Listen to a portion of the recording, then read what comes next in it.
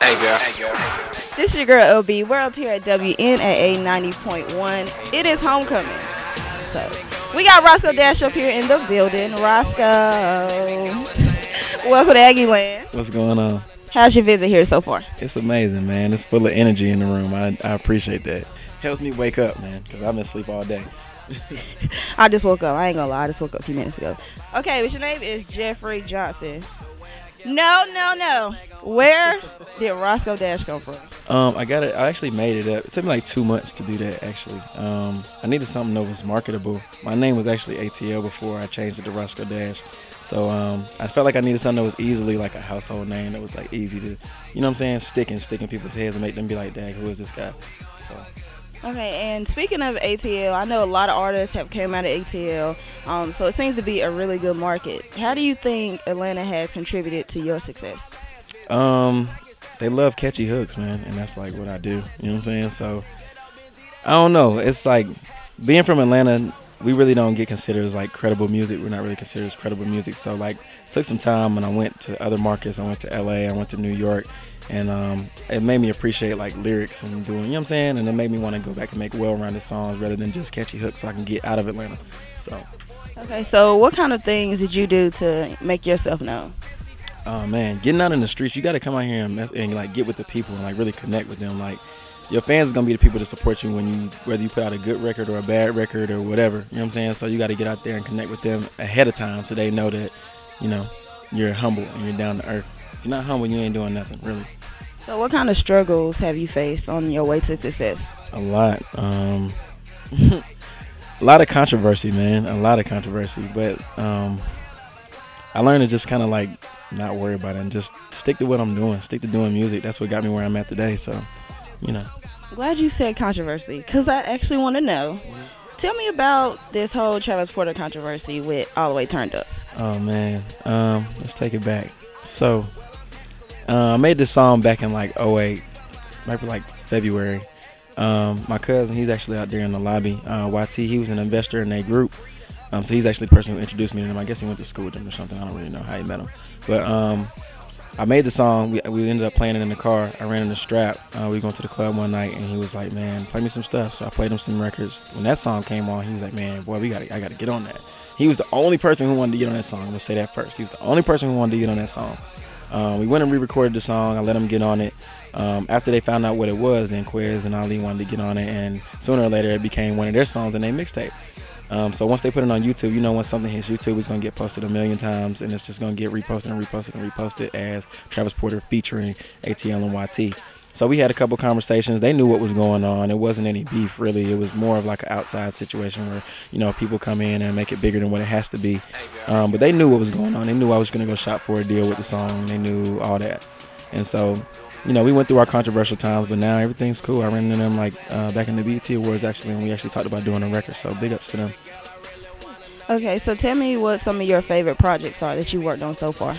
Right now, Marvin Gaye and Chardonnay is my favorite just because it's that grown and sexy record that really, like, you know, introduces me to the grown-ups. Word. So you're trying to get into a new style now? Yeah. Well, it's not really a new style. It's more like branching out and just, you know, expanding my horizons a little bit, if that makes sense. Okay. Well, I know you're still new in the game. How did it feel working with big people like Kanye and Fabulous? Oh man, Kanye is crazy, man. Kanye is like, he's like super creative. He's really adamant about his music, and he'll let you know if you don't like something. He will let you know if you don't like something, and I appreciate him, man, for that, just for being creative and keeping it real with people. Like a lot of people can't take constructive criticism, and they take it as people being an asshole or people, you know, being stuck up. But really, man, he's probably one of the realest people that I've met that do music outside of like Wale. Is one of my best friends too, by the way. But it's always an honor to like work with somebody who you've grown up listening to. So what was the motivation behind Good Night? It was like my first time jumping off the porch, man, doing it by myself. So I felt like I really need to hit with a bang. I really need to show people that I can rap too. Like I'm not just a hook man. So that was really my main focus with this song. Okay, so tell me about the Dash Effect. I know it's new. Yeah, that's like my album before the album. I think I'm one of the only people who puts like 34 songs on a mixtape and like puts it out. And they were all actually, honestly, that whole album was like songs that I thought about putting on my album. And I just flooded and just I felt like I needed to put something out because I don't release mixtapes that often, but when I do, I drop a lot of music. So that's like my third mixtape, and like put out like 96 songs and 3 mixtapes. It's a lot. Okay, so tell me a little bit about your childhood. I want to know a little bit more about you. I used to get in trouble a lot. A lot. Like when I say a lot, I got kicked out of like 8 schools when I was growing up.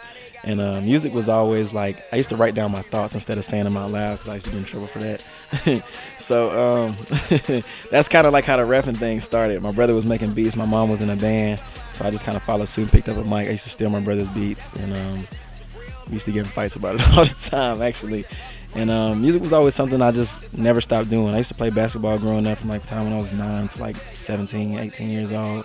I was just, on the varsity team as like a sophomore and stuff. So I was really into sports before music.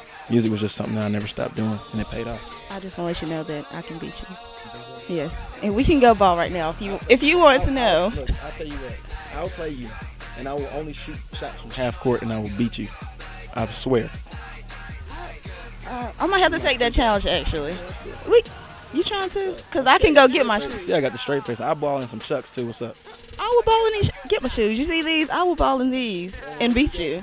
Okay, so after this. Can we do like a B-roll, some B-roll footage of me kicking you? We can do that. We can do that. But I'm not going to lose to let you know. Anyway, how many tattoos do you have? Oh, man, a lot. I just got blasted like last week. So, like, I just got my whole chest done, my neck. I told myself I wasn't going to do any neck tattoos, but after I dropped that awesome song, I felt like it was only right to get it tatted on my neck. So about how many you think you have? Like 20. And you just recently got some more? How many more you want? I'm only going to do my front, so I'm only going to do like right here. I already got this arm down, my whole chest, and half my stomach, so I got to do this and up to right here, and I'm all right. Okay.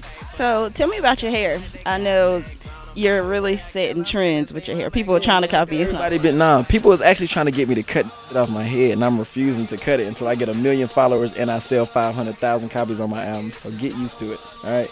Get used to it. Well, you heard it. This is LB. We're at WNAA 90.1. Got Roscoe Dash up here. G-Ho, Homecoming. Greatest homecoming on earth. We're out.